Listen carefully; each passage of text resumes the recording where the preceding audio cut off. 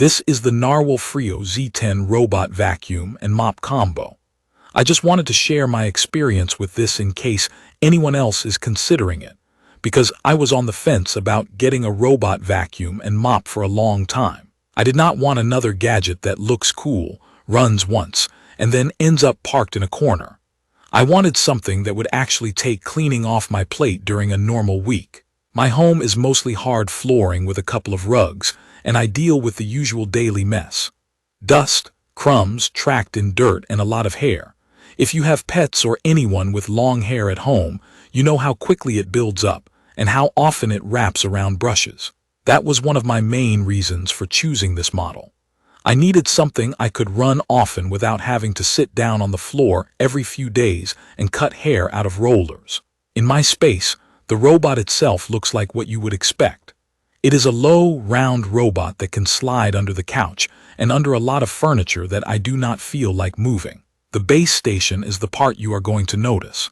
It takes up real floor space, and you do have to plan where it will live. I ended up putting it along a wall where it would not be in the way, but I still see it every day. The trade-off is that the station is doing a lot of the dirty work, and that is the whole point. If you want less day-to-day maintenance, the station needs room for water tanks and for handling the mess the robot collects. Build-wise, nothing about it feels delicate. The lids and tanks on the station feel like normal household plastic, not something I am worried about cracking when I take it out to refill. The robot has that solid, slightly heavy feel when you pick it up to move it. I have bumped it into a chair when I was carrying it, and it was fine. It is basically the kind of build I want for something that is going to touch baseboards and furniture legs all the time. Setup was straightforward. I plugged the station in, filled the clean water tank, and used the app to connect everything. The mapping process was the part I cared about, because a robot like this is only useful if it can move through the home without acting confused. It mapped my place pretty quickly, and the map it built was accurate enough that I could recognize rooms and furniture areas. After that, daily use became simple. Most days, I just start a cleaning run from the app. If I do not feel like pulling out my phone, there are buttons on the station that handle the basics, like starting and sending it back home. In real life, the vacuuming performance is what I noticed first. I am not the kind of person who thinks in suction measurements. I just look at the floor.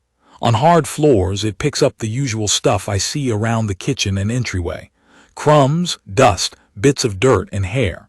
On rugs, it does a good job with the surface-level mess, but I still consider rugs the harder test for any robot. It is not a full replacement for a deep clean with a full-size vacuum on thick carpet. On my smaller rugs, it keeps them looking presentable day to day, and that is what I wanted. Hair is the ongoing test. I have watched other robots turn into hairballs after a week. With this one, I have gone weeks without having to untangle hair from the main roller and side brushes.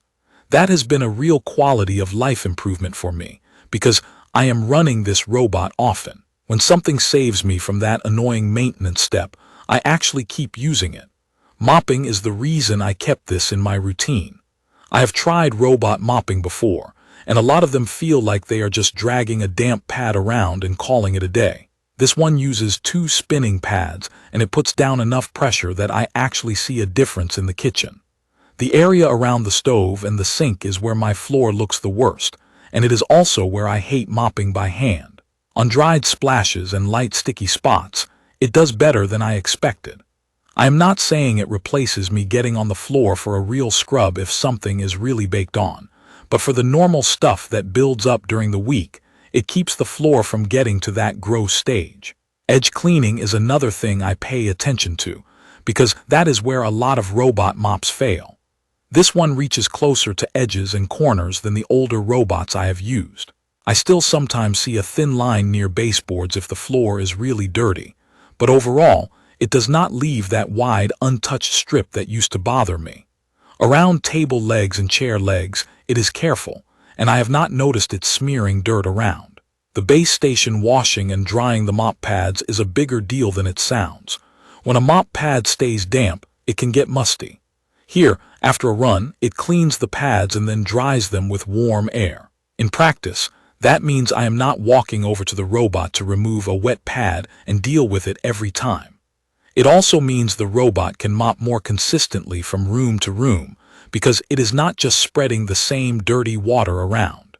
That said, I did run into one annoyance that I think matters for real homes. This thing can use a lot of water, especially if you let it decide how much mopping it wants to do. In a larger space, it may not finish a full mop run without needing a refill, depending on your settings and how much it decides to wash the pads. The clean water and dirty water tanks are easy to remove, but I still had to get used to checking them more often than I expected in the first week. Once I learned my routine, it was fine, but I do not want to pretend it is completely hands-off forever. You are still going to be carrying water to the sink regularly if you mop a lot. For the dust side of things, the robot empties itself at the station. When it does that, it is louder than normal operation, but it only lasts a short time. During regular cleaning, the noise level is low enough that I can work in the next room. I have run it while taking calls. I notice it, but it is not distracting. The self-emptying sound is more of a sudden burst. It does not bother me, but it is not something I would run right next to a sleeping baby. Obstacle avoidance is mostly reliable in my home. It navigates around chair legs and table legs without ramming into them.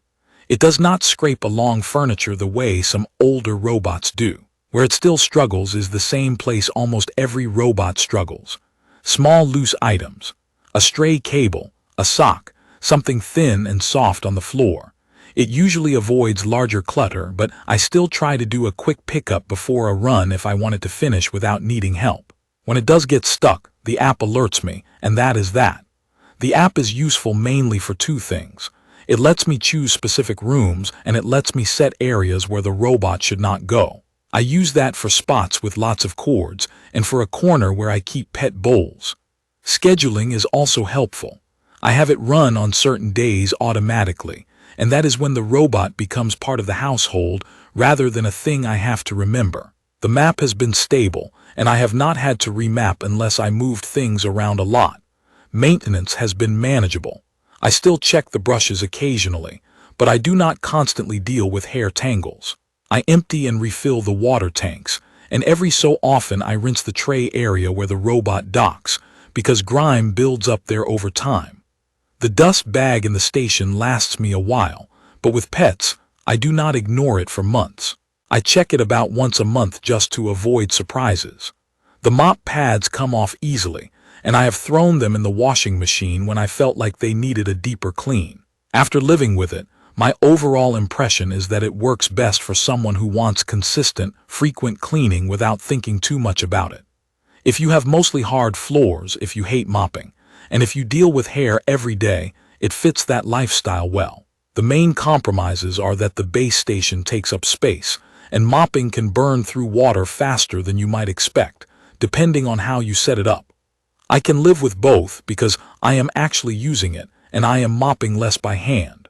If you are expecting perfection, like zero missed crumbs and zero intervention, I do not think any robot delivers that in a real home. But this one has been reliable enough that I keep it in rotation, and that is the most honest compliment I can give it. Check the comments of this video for a link to see the current pricing of the NARWAL Freo Z10 robot vacuum and mop combo.